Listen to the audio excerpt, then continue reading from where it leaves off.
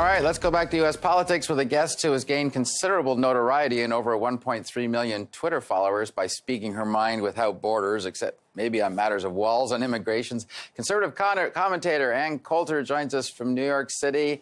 And we're such a contrast up here. We're opening our doors to Syrian refugees and other Middle East refugees. The president you support is banning or pausing immigration and refugee arrivals. What do you see as the effect of these sort of twin solitudes on the relations between Trump and Trudeau in the longer term? Is there going to be a border price to be paid?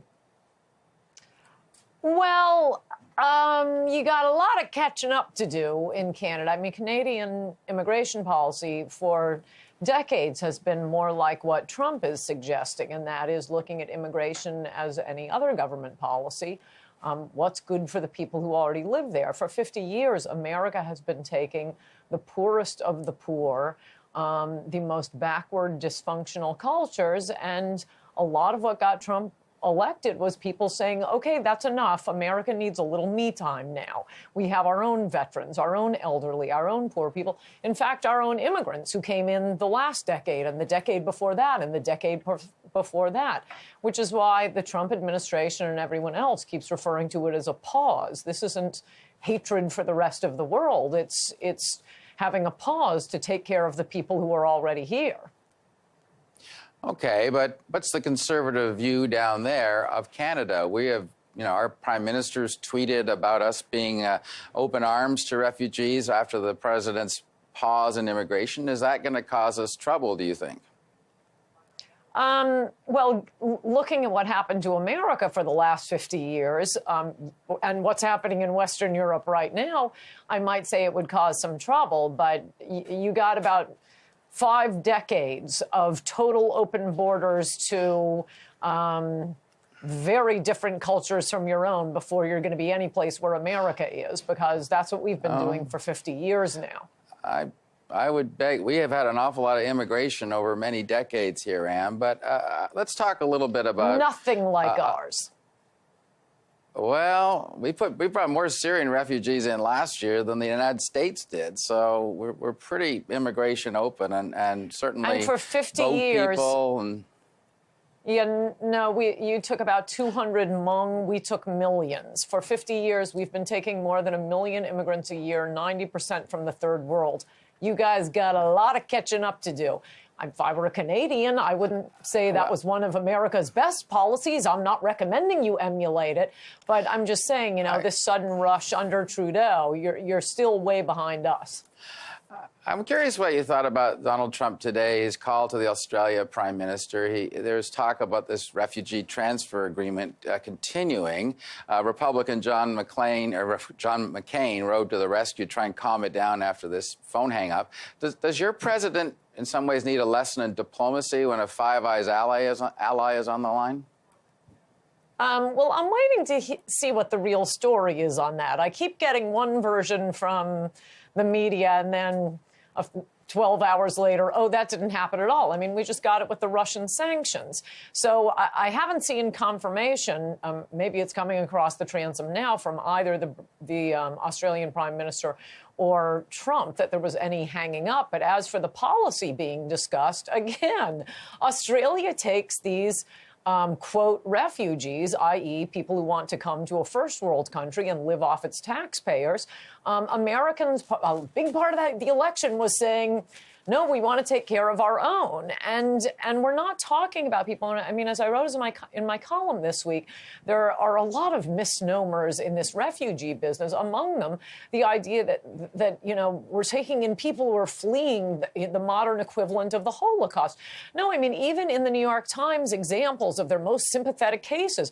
We had one an Iraqi with respiratory problems and diabetes who was returning from Iraq after fulfilling his duties as a provincial leader over there. They're not fleeing something. They're coming here because they get free health care, free food, free housing, which is fine. We're a generous nation. We've been more than generous, but we're about at the point of saying we gave at the office. Okay, but you're talking to Australia, a very strong ally of the United States, a member of the Five Eyes security umbrella, and yet your president hangs up on the guy because he wants to keep an agreement going. Isn't that diplomatically toxic? Well, for one thing, I'm not believing that he hung up yet. As I say, I suspect that is fake news. I love Australia. I love Canada. I love Britain. I still don't want to be taking more than 1,000 poor people whom we have no responsibility to. I mean, what this immigration scam always runs on is, well, for one thing, American and Canadians, big-heartedness, but particularly in America, we're supposed to treat foreigners as if they're American blacks. Well, no, we have a special relationship with African Americans in this country because of the legacy of slavery and Jim Crow.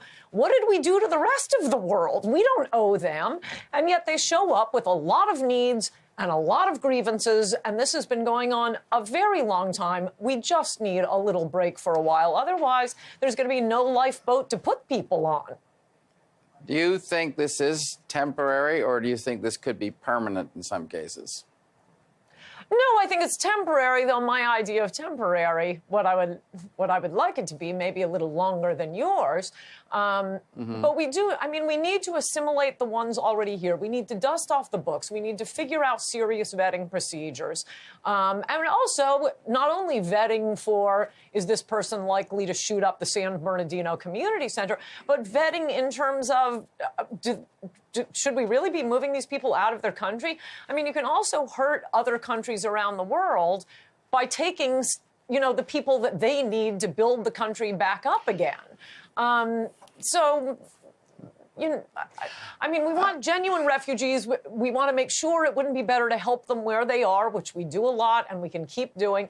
But when they insist on coming here and signing up for Social Security, when half of my party is out there saying we have to reform entitlements, i.e. raise the retirement age, cut benefits. No, how about raise American benefits and let us retire earlier and stop taking in the poor of the world? You write in various news media. You have a column. Our prime minister just the other day publicly demanded Fox News issue a correction after it tweeted that a shooter in a Quebec City mosque was of Moroccan origin when he was a white university student. They tried twice to get this corrected. What's your reaction to what was done? Should Fox not have been a lot quicker in pulling that erroneous tweet down? Well, I have absolutely nothing to do with Fox. It is a term Democrats are also using to describe the president's extreme vetting order. Asra Nomani is a Muslim American. She says this is not a Muslim ban. Good to see you. Thanks so much for joining us. Thanks so much, Maria. You also feel that this is really detrimental to the country coming together and getting things done. Absolutely. What we faced after the election, I believe, is something that I'm calling a hashtag intifada. Maria, as you know, intifada is a term used in our Muslim world to talk about a rebellion, a resistance. And, it's being presented as hashtag resist, hashtag, Donald Trump is Hitler. There's just so much rhetoric that's going on right now that is being presented now and exploited by Muslim extremists around the world to paint America as against Muslims. And what I fear is that the left is, in fact, cooperating with this narrative that America is hostile to Muslims. I am Muslim. I feel more safe in this country than I do in any other Muslim country in the world.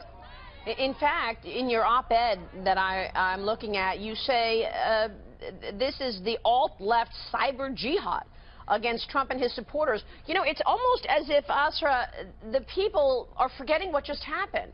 I mean, the people voted for Donald Trump, and, extreme vetting is actually one of his more popular executive orders in the country. Yeah, Maria, the left is right now triumphant about the idea that it has won in court, but I do believe deeply in my heart, as a lifelong liberal, that the left is losing in the court of public opinion. The Democratic Party is in a shambles. I was proud to be a liberal because I thought bleeding heart liberals was a good thing. I thought it was a fine compliment to be compassionate about society.